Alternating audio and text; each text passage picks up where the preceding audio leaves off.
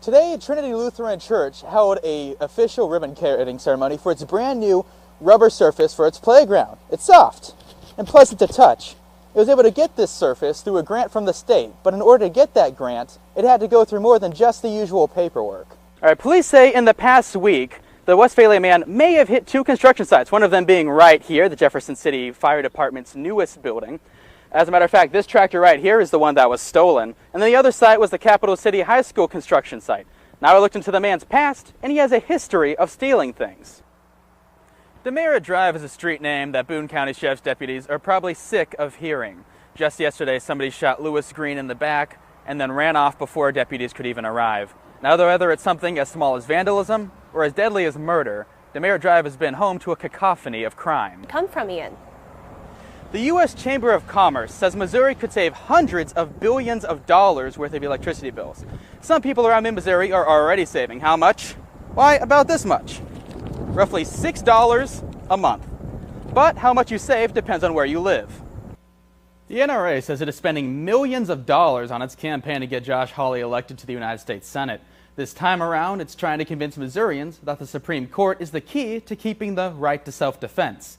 And that right is in danger. Heartland Marine is a boat dealership that has been robbed not once, not twice, but 3 times, and that's just so far this year.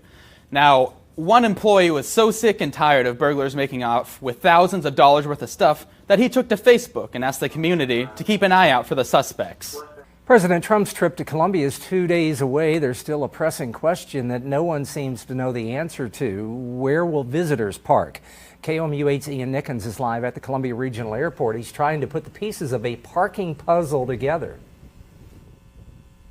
This is the Columbia Regional Airport parking lot. Now, in 2 days, the only people who will be able to park here are people who are getting on a plane. As a matter of fact, the Columbia Regional Airport has already started setting up bright orange signs along the side of that road that say, "Do not park on this side," so that way they can keep cars off the road when the rally comes around. Now, rally attendees will have to find somewhere else to park. The only problem is no one's giving them directions. Trump rallies can be big, really big. An event as big as a Trump rally needs a lot of parking, and right now the rally in Columbia on November 1st has none.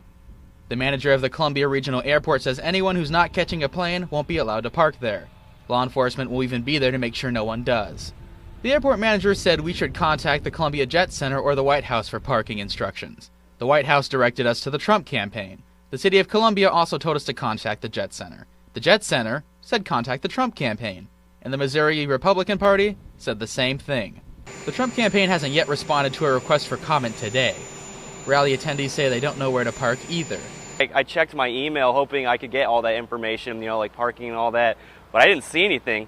So at first I thought I put in my email wrong, but that wasn't the case. And yeah, still to this day I've not gotten any information, and to my knowledge I don't think there's any information out there about parking, so that's a little bit concerning, yes. This is an old aerial view of the airport area.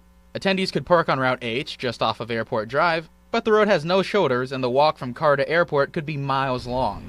Even today, there's not much else in the way of parking. But I am concerned for the people that won't get the information in time. I feel like at this late, 2 days in advance to the rally, not everyone's going to find out. And at that point, it has the potential to become problematic. The first time KOMU8 News reached out to the Trump campaign team, they told us that all the information we might need for parking was available on its website. Well, when we checked, it wasn't there. And Trump will begin the rally at 6:30 p.m. on Thursday. We'll have coverage of that event when it comes up. Live from the Columbia Regional Airport, Ian Nickens, KOMU8 News. The only pig museum in America is right here in mid-Missouri, and now it's at risk of shutting down. The museum doesn't just have pigs, it also has a petting zoo with 100 free-range animals. KOMU8's Ian Nickens tells us how the Missouri Department of Agriculture says that's a problem.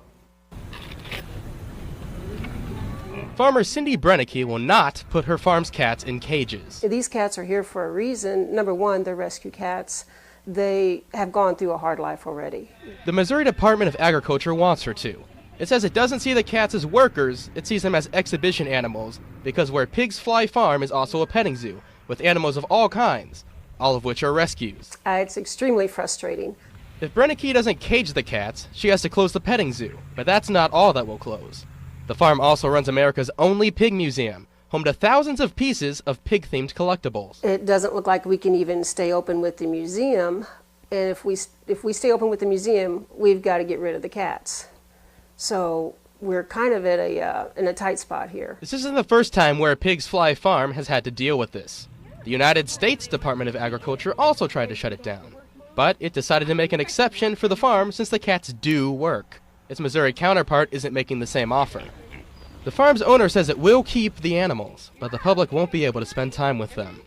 The animals are just so therapeutic. People don't give them enough credit for what they can do to help a person out that's having depression or different illnesses. Our seniors come out, they love it here. The farm has until December 9th to cage the cats, but the owner says that will happen when pigs fly. That was KOMU8's Ian Nickens. The owner of the farm in Lynn put a petition online to get the MDA to make an exception for her farm. It's already more than halfway to its goal of 5,000 signatures. If you want to view that petition, you can find it on our website at KOMU.com.